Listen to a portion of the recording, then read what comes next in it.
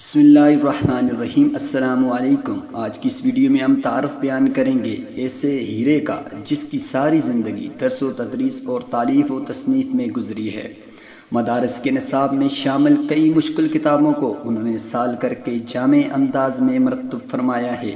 وہ اب تک 40 چھوٹی بڑی کتابیں لکھ چکے ہیں، جن میں 6 جلدوں پر مشتمل ایک ذہین تفسیر قرآن کریم بھی ہے۔ حضرت مولانا محمد انور بدخشانی مدظ اللہ علی ملکی ممتاز دینی درس کا دیوبند ثانی جامعہ علوم الاسلامیہ علامہ بنوری ٹاؤن کراچی کے نائب شیخ الحدیث ہیں۔ مولانا کا شمار دور حاضر کے راسخ علماء کرام میں ہوتا ہے۔ وہ ہزاروں علماء کے استاذ ہیں۔ مولانا بدخشانی صاحب کو حق تعالی نے تمام علوم میں بالعموم اور قرآنی علوم میں بالخصوص مہارت سے نوازا ہے۔ انہیں یہ بھی اعزاز حاصل ہے کہ ان کے فارسی ترجمہ قرآن کریم کو سعودی حکومت نے منتخب کر کے اپنے سرکاری مطبع سے چھاپنے کا سلسلہ شروع کیا ہے، جو افغانستان سمیت وسطی ایشیائی ممالک کے حجاج کرام و عمرہ زائرین کو واپسی پر سعودی حکومت کی جانب سے بطور ہدیہ دیا جاتا ہے، جبکہ مسجد الحرام اور مسجد نبوی میں بھی اس ترجمے کے بے شمار نسخے رکھے گئے ہیں، جن سے فارسی دان حضرات استفادہ کرتے ہیں۔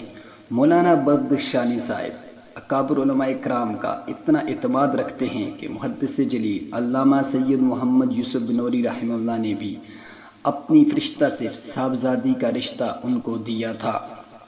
مولانا محمد انور بدخشانی صاحب اپنی حالات زندگی پر روشنی ڈالتے ہوئے کہتے ہیں کہ میں 1943 کو شمالی افغانستان کے صوبہ بدخشان کے گاؤں زردہ میں پیدا ہوا۔ پھر والدین کے سائے میں میری تربیت مکمل اسلامی تربیت ہوئی۔ میرے چاچا شیخ محمد شریف رحمہ اللہ اپنے وقت کے مشہور علماء کرام میں تھے۔ وہ مفتی اعظم مفتی کفایت اللہ دہلوی رحمہ اللہ کے شاگرد تھے۔ انہوں نے ہندوستان سے دینی علوم کی تحصیل کے بعد بدخشاں واپس آ کر یہیں مدرسے کی بنیاد رکھی تھی۔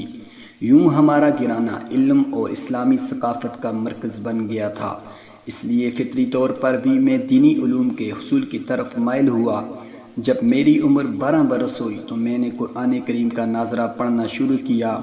بعد ازاں فارسی کی بنیادی کتابیں پڑھیں۔ اسی دوران میں نے کتابت بھی سیکھی۔ جب میری عمر 15 برس کی ہوئی تو میں اپنے چاچا مولانا محمد شریف رحمہ اللہ سے عربی صرف و نحو، لغت اور فقہ کی کتابیں پڑھ چکا تھا۔ اس زمانہ میں درجات اور کلاسوں کی کوئی قید نہیں ہوتی تھی، بلکہ اپنی مرضی سے اپنی عمر کے لحاظ سے کتابیں منتخب کر کے استاد سے پڑھتے تھے۔ بدخشان میں بنیادی تعلیم حاصل کر کے میں تخار چلا گیا۔ وہاں میں نے ریاضی، فلکیات، نحو، منطق، بلاغت، فقہ اور اصول فقہ کی کتابیں پڑھیں۔ یہاں بھی کلاسوں کا کوئی اہتمام نہیں تھا۔ تخار میں میری تعلیم کا سلسلہ 6 برس تک جاری رہا۔ وہاں میں نے مولانا خلیل الرحمن فرخاری صاحب سے فقہ کے علاوہ تفسیر کی بنیادی علوم بھی سیکھے۔ مولانا خلیل فرخاری رحمہ اللہ بعد میں روسی استعماریوں کے ہاتھوں شہید ہو گئے۔ تخار میں مذکورہ کتب کے علاوہ حدیث کی مشہور کتاب مشکات المصابیح کا کچھ حصہ پڑھنے کے بعد میں واپس بدخشان چلا گیا اور اپنے چاچا مولانا محمد شریف سے علمی پیاس بجھانے لگا۔ افغانستان کے مختلف مدارس سے اپنا دامن بھرنے کے بعد مزید علم کے حصول کے لیے میں نے پاکستان جانے کا ارادہ کیا۔ یہ افغانستان میں ظاہر شاہ کے دور حکومت کی بات ہے۔ چونکہ گھر کے مالی حالات کمزور تھے، اس لیے سفری اخراجات کو پورا کرنے کے لیے مجھے کاشتکاری کرنا پڑی، کیونکہ بدخشان میں اس کے علاوہ اور کوئی ذریعہ آمدنی نہیں تھا۔ کاشتکاری سے کچھ رقم آئی اور میں 1965 میں ایک طالب علم کے ساتھ پاکستان روانہ ہو گیا۔ یہاں آ کر شروع میں کوہاٹ کے دینی مدرسے دارالعلوم تعلیم القرآن میں داخلہ لیا۔ اس مدرسے میں اپنے وقت کے ایک عظیم مدرس شیخ عبدالغفار رحمہ اللہ سے کتاب قاضی مبارک پڑھی، جبکہ شیخ احمد گل سے تفسیر بیضاوی اور شیخ نعمت اللہ سے ہدایات جلد سوم کا درس لیا۔ اگلے برس ملکی ممتاز درس کا جامعہ حقانیہ کوڑا خٹک میں داخلہ لیا۔ وہاں وقت کے جید شیوخ سے استفادہ کیا، جن میں مفتی محمد یوسف بنوری رحمہ اللہ، مفتی محمد فرید رحمہ اللہ اور شیخ فضل الہی بطور خاص قابل ذکر ہیں۔ ایک سال جامعہ حقانیہ میں پڑھنے کے بعد میں ان فنون کی تعلیم کے لیے سوات کا رخ کیا، جنہیں عموماً مشکل سمجھا جاتا تھا۔ وہاں پہنچ کر دارالعلوم سوات میں داخلہ لیا اور منطق اور فلسفہ سمیت سارے عقلی علوم اپنے وقت کے مشہور عالم شیخ خان بہادر المعروف مارتونگ بابا اور شیخ کفایت اللہ سے حاصل کیے۔ سوات میں تعلیم حاصل کرنے کے بعد میں نے کراچی کا رخ کیا تاکہ وہاں اپنے وقت کے سب سے بڑے محدث حضرت مولانا محمد یوسف بنوری رحمہ اللہ سے استفادہ کر سکوں۔ کراچی پہنچ کر میں نے علامہ بنوری ٹائم کے رحمہ اللہ کے کردہ مدرسہ جامعہ اسلامیہ درجہ ثانویہ میں داخلہ لیا۔ درس نظامی کے آخری 2 سال میں علامہ بنوری رحمہ اللہ کے چشمہ فیض سے سیراب ہوتا رہا اور اسی مدرسہ سے فارغ التحصیل ہوا۔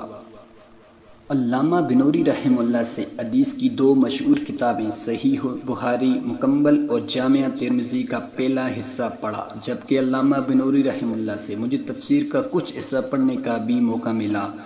اس جامعہ میں مولانا فضل محمد سواتی، مفتی اعظم پاکستان مولانا ولی حسن ٹونکی رحمہ اللہ، مولانا ادریس میٹھی، مولانا مصباح اللہ شاہ رحمہ اللہ جیسے وقت کے نامور علماء کرام سے مختلف کتابیں پڑھنے کا موقع ملا۔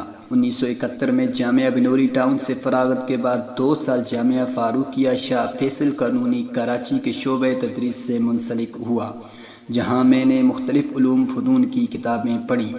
2 برس بعد مجھے میرے شیخ علامہ بنوری رحمہ اللہ نے اپنے پاس بلایا اور میں اپنی مادری علمی جامعہ بنوریہ ٹاؤن میں مدرس لگ گیا۔ 1974 سے تاحال 44 برسوں سے یعنی اسی جامعہ کے ساتھ وابستہ ہوں۔ آپ نے عربی اور فارسی میں کئی کتب تحریر و تصنیف فرمائیں۔ علامہ بدخشانی صاحب کہتے ہیں کہ سعودیہ والوں نے ریاض میں تعینات افغان سفیر سے فارسی کا اچھا ترجمہ طلب کیا تو سفیر نے میرا ترجمہ ان کے سامنے پیش کیا، جس کا باریک بینی سے مشاہدہ کرنے کے بعد سعودی علماء نے مطمئن ہو کر اسے منتخب کر لیا۔ یہ سب حق تعالیٰ کا کرم تھا، ورنہ تو افغان سفیر مجھے جانتا نہ تھا اور نہ میں نے کبھی اس کی فرمائش کی تھی۔ یہ سب حق تعالیٰ کا کرم ہے۔ یہ بتاتے ہوئے مولانا کے آنسو جاری ہو گئے۔ میں نے اس ترجمے کے لیے فارسی دری کا انتخاب کیا اور ترجمہ بھی انتہائی سال اور فام ہے۔ فارسی کے 2 لہجے ہیں، ایک ایرانی اور دوسرا دری۔ افغانستانی اور وسطی ایشیائی کے ممالک میں دری لہجہ مستعمل ہے اور یہی لہجہ عربی سے زیادہ قریب ہے۔ جب سعودی عرب سے ترجمہ چھپا تو مجھے اس کا معاوضہ دینے کی پیشکش کی گئی تو میں نے انکار کر لیا کہ قرآن کریم کی خدمت پر معاوضہ کا میں سوچ بھی نہیں سکتا۔